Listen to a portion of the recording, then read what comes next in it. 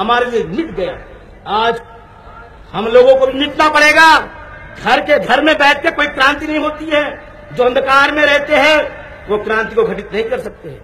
क्रांति वही लोग कर सकते हैं जिनके अंदर क्रांति करने की शक्ति होती है।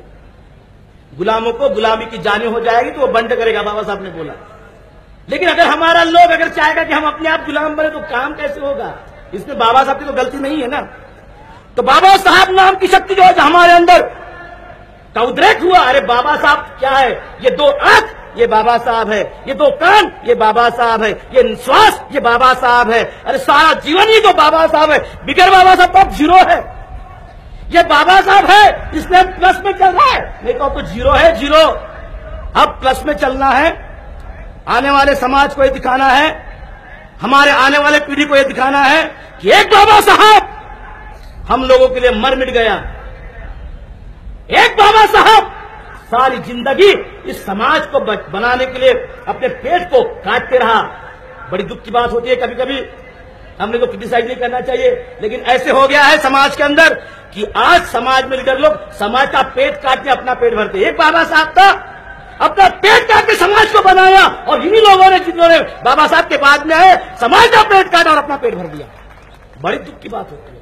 लेकिन आज इस धम्म दीक्षा को साक्षी रखकर, इस बाबा साहब की और भगवान बुद्ध की फोटो को साक्षी रखकर आपको कहना होगी, हे बाबा साहब 47 साल तक हमने गलती की, माफ कर देना। हमने बहुत भूल करके रख दिया था। तेरे नाम पर तो हमने खाया पिया, 3 वक्त की रोटी मिलती है, अच्छा घर मिल गया है, अच्छा कपड़ा मिल गया है, हर कुछ अच्छा हो गया है।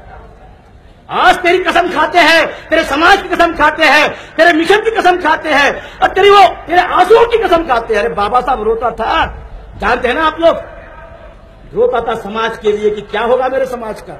आज हमको भी रोना है समाज के लिए, मर मिटना है समाज के लिए। जो हमारे अंदर जो फ्रैक्शन है उसको सबको इकट्ठाना होगा, तभी हम अपने बाबा साहब के स्वप्न को, प्रबुद्ध भारत को प्राप्त कर सकते, उसको हम बना सकते हैं।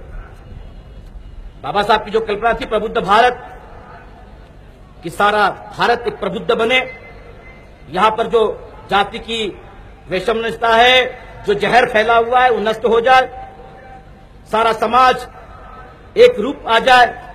और इसलिए संविधान के प्रियम्बल में लिखा कि न्याय, बंधुता, एकता और भ्रातृत्व, justice, liberty, fraternity and equality. ये तो भगवान बुद्ध 2000 साल पहले बोले, उसी बात को बाबा साहब ने कायदे से बांध दिया। आप लोग जानते हैं कि नहीं जानते, मुझको नहीं मालूम।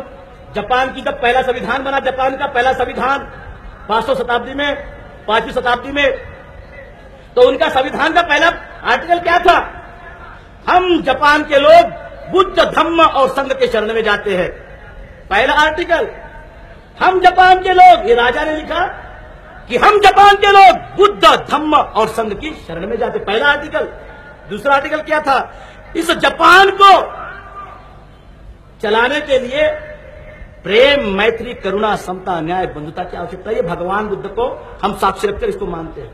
ये दूसरा आर्टिकल आता है। और तीसरा आर्टिकल क्या है कि भगवान बुद्ध ही हमारे देश का प्राणवायु है, प्राणवायु है हमारे देश का। ये वहां का संविधान बोलता है। आज हम